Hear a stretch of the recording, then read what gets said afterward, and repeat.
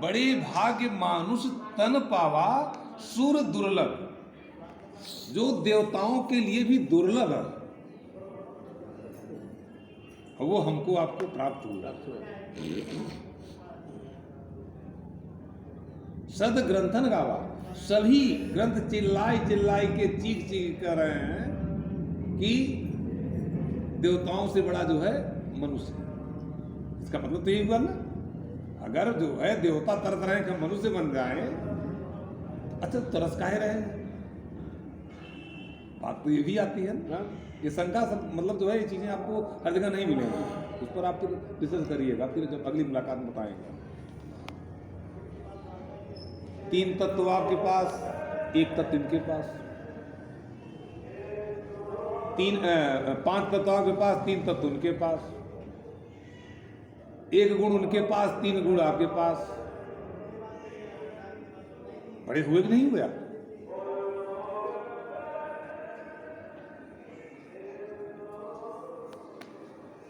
अब एक जो है प्लस पॉइंट आपका हमारा और है इनके आगे, क्या है कि इनकी केवल भोग योनि है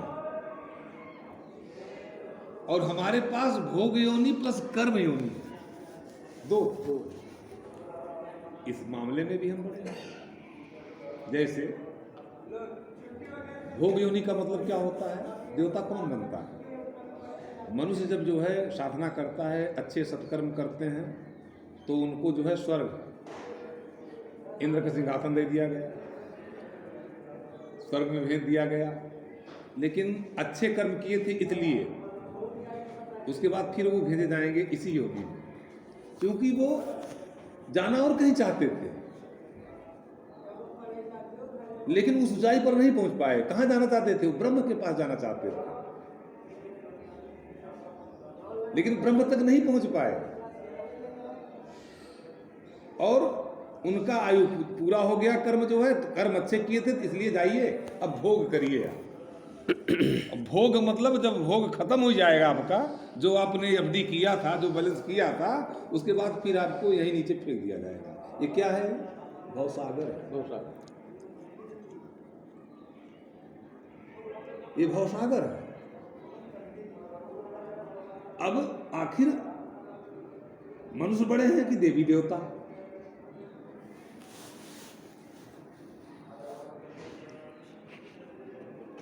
जब वो तरस रहे हैं, क्योंकि वो जानते हैं कि हमारे पास कर्म योनि नहीं है कि हम और करके ऊपर जा सकते हैं, और वो तभी जो है संभव है जब आपको ये नर्तन मिले।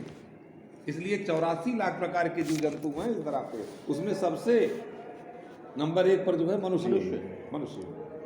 ये हम लोगों का सौभाग्य है। तो आखिर ये जो है मनुष्य योनि दिया क्यों जाता है? अब यही तुलसीदास ने इसी चौपाई के आगे ही लिख रहे हैं, फिर मतलब इधर उधर नहीं है, यहीं पर उसका अर्थ बता ही रहे हैं। बड़े भाग्य मानुष तन पावा सुर दुर्लभ सद ग्रंथन गावा। फिर साधन धाम मोक्ष करी द्वारा, वो क्यों तरसते हैं? क्योंकि साधन धाम मोक्ष करी द्वारा, ये क्या है? ये साधन है। ये शरीर हमारा क्या है? साधन है। मैं ये नहीं हूं, मैं शरीर नहीं हूं, मैं आत्मा हूं। परमात्मा कौन सा हूं? ये तो आत्मा का एक घर है शरीर, आत्मा का घर है ये शरीर। इस शरीर, इस घर में जो है साधन है, और इसी शरीर के माध्यम से कर्म, आप जो ज्ञान इंद्रिय कर्म इंद्रिय आपको दी गई है, इसी से आप अच्छे कर्म करके फिर जो है आप देवगति या जो है फिर आत्मगति में पहुंच जाओगे, आप परमात्मा स्थिति। राम जो है नर, कहीं उन्होंने नहीं कहा है कि मैं नारायण हूं। कृष्ण ने कहा है एक दो जगह, इन्होंने खुल के कहा है, लेकिन राम को कहा गया था नहीं, तुम जो है मनुष्य के रूप में ही रहोगे, सारे पावर तुमके छीन लिए गए। और कृष्ण भगवान पैदा हुए जो है तो सारे पावर लेके आए थे, और वो चालू कर दिए। पैदा होते ही जो है वो ड्रामा चालू हो गया। और राम तो एक सामान्य व्यक्ति की तरह जीवन दिए। गुरुकुल पढ़न गए रघुराई, अल्पकाल सब शिक्षा पाई।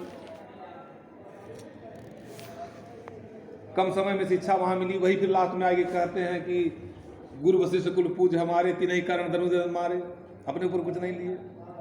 रस्तों जब मांगना था समुद्र से जो है, तो फिर पहले जो है खूब मनुष्य के रूप में हाथ पांव जोड़े हैं, फिर बाद में जो है बिना माना जल जल गए 3 दिन भी, तब बोले राम सको, तब शक्ति का प्रयोग किए। तो शक्ति का भी प्रयोग जो है होता है, लेकिन शक्ति का दुरुपयोग मत करो, शक्ति का सदुपयोग करो। अब हमारे पास शक्ति बहुत ज़्यादा है जो है, तो हम चलें जो है किसी कोई बोझा ढोई रहा है उसमें चलकर शक्ति से मदद करें ना। अभी थोड़ी नहीं हम बहुत शक्तिमान है जो चले मारे किसी को, पीटे, कष्ट नहीं शरीर से अपनी ताकत का दुरुपयोग करें। फिर सो परत्र दुख पावहीं, अगर ये साधन जो मिला है आपको, जो मोक्ष तक, मुक्ति मोक्ष भक्ति सब जो इस शरीर से मिलेगी आपको, क्योंकि जब इस आत्मा जो जीव आत्मा आपके हमारे अंदर है ना, ये जीव आत्मा जो है कर्म तभी कर सकता है जब शरीर नहीं होगा तो कुछ नहीं हो सकता। शरीर चाहिए,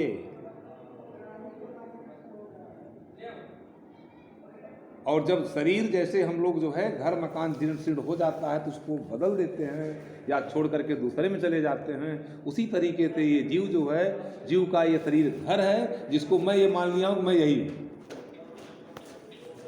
घर को मान लिए कि मैं हूं मैं, लेकिन घर में जो है वो आप हो, यही आत्मबोध। जीव से शिव बनना है, लेकिन हम लोग 100 बन जाते हैं। क्यों?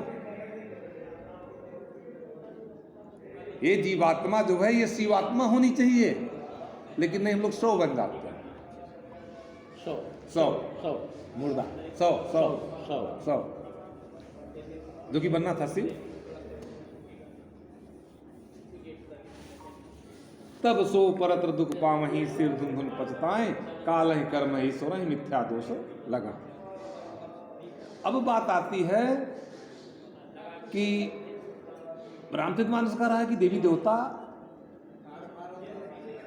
से बड़े मनुष्य होते हैं, जैसा कि मैंने अभी आपको यही बता रहा हूं। इसका मतलब जो है कि हम बड़े हैं वो छोटे हैं, इसका मतलब जो है कि हमें उनके यहाँ नहीं जाना चाहिए, हमें उनको पूजा नहीं करना चाहिए। इसका मतलब तो यही हुआ मैं उनका काट कर रहा हूं। अब नहीं है रियलिटी, ये चीजें हर जगह नहीं मिलेगी आपको। अब इसका मैं अब समाधान कर रहा हूं। यहां तो मैंने बता दिया कि देवी देवता से हम बड़े हैं, क्योंकि हमारे पास 3 गुण है, वो सारी चीजें बता दी आपको जो है, और साइंटिफिक तरीके से भी देखोगे तो हकीकत यही है, विज्ञान भी यही कहता है। अब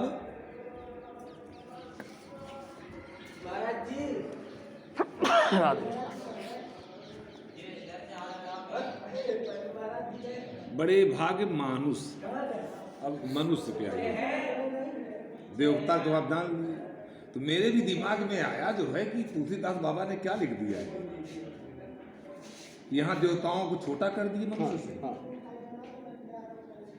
तो फिर जो है अगर छोटा कर दिए तो हम देख रहे हैं दुनिया जो है जाए के वहीं बैठक 3 टाइम कर रही है।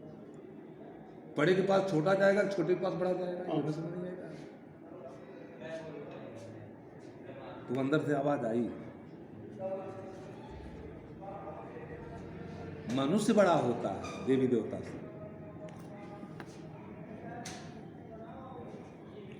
मनुष्य का शरीर तो है हमारे पास, मानव तो है, लेकिन मानवता नहीं है। मानवता नहीं, इंसान तो है, इंसानियत नहीं है। तो कान तो पड़ के उठना बैठना पड़ेगा ना आपको। शरीर ते मृत्यु लोके भूई भार होता, मनुष्य रूपेण मृगा सरंती। इस धारा के लिए हम भार हैं, क्योंकि हमारे अंदर इंसानियत नहीं है, हमारे अंदर मानवता नहीं है।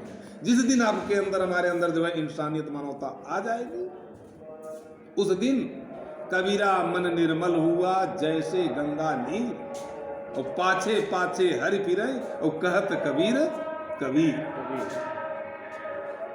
पाछे पाछे हरि फिरे कहत कबीर कबीर। तू उस स्थिति में आओ ना तब, नहीं तो तुम पीछे जाओ। तुम्हें वहां जाना पड़ेगा, क्योंकि या तो फिर अपने में आओ, वहां नहीं जाना पड़ेगा, वो आपके पीछे रहेगी। हाँ, या तो उनको अपने पीछे करो या तो उनके पीछे हो, पीछे जाओ। तीसरा कोई विकल्प नहीं है आपके हमारे पास।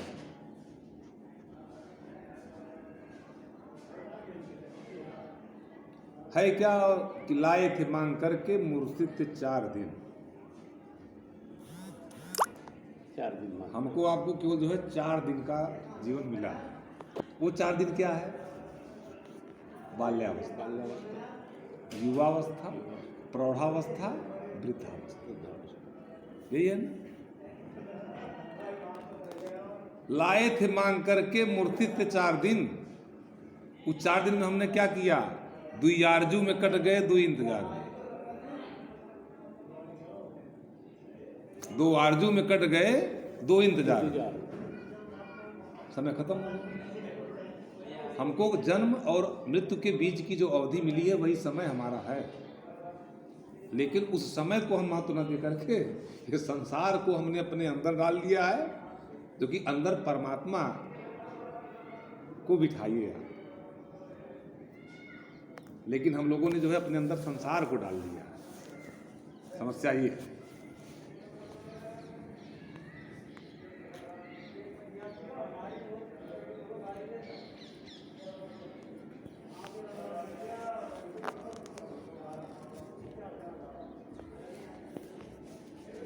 तभी जो है उन्होंने कबीर साहब लिखा था, कहता हूँ कह देता हूँ का बजाऊं हो, श्वास श्वास में जाता है 3 लोक का मोह।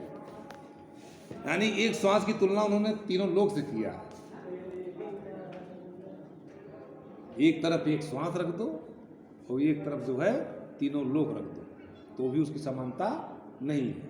एक राजा था, वो गया शिकार करने, बीच जंगल में गया, रास्ता भूल गया, सेना कहीं, सेनापति कहीं, अब अकेले राजा साहब रास्ता भूल गए जंगल में। अब जो है टहलते टहलते जो है उनको प्यास लगी, कहीं कुछ दिखाई देती, दिशा का भी भ्रम हो गया, जो है कहाँ जाऊँ कैसे जाऊँ। देखे जो है सामने एक महात्मा जी धुनी रमाए बैठे हुए। राजा जो है घसीटते हुए गए, चलने तथा नहीं थे, गिर पड़े थे, मुंह से झाग आ रहा था। देखें कि महात्मा के भजन कर रहे थे, वो कमंडल में जल रखा हुआ है, और जैसे ही वो कमंडल पे अपना हाथ बढ़ाए, जो है महात्मा ने हाथ पकड़ लिया।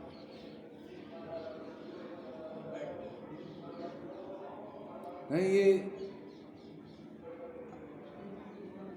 दूसरी की संपत्ति पर आप कब्जा क्यों कर रहे हैं?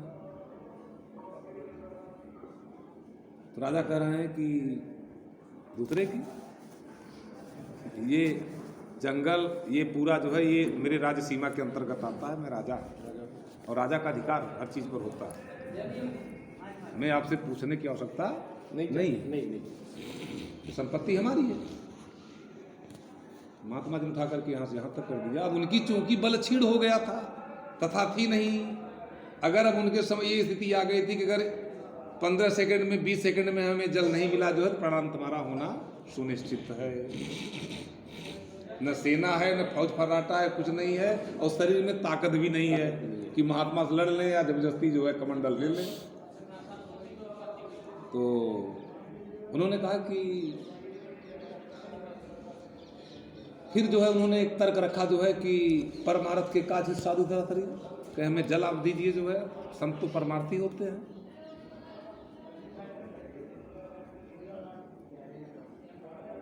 हमें आप दीजिए, जो है कहे नहीं, ये जल मैं अपने लिए रखा हूं, आपको नहीं दूंगा। क्यों दूं? क्यों दूंगा आपके लिए? तो उन्होंने, राजा ने अपने कहे इसके बदले नहीं थे, कहे महाराज जल नहीं मिला तो प्राण अंत होने वाला है, सुनिश्चित है।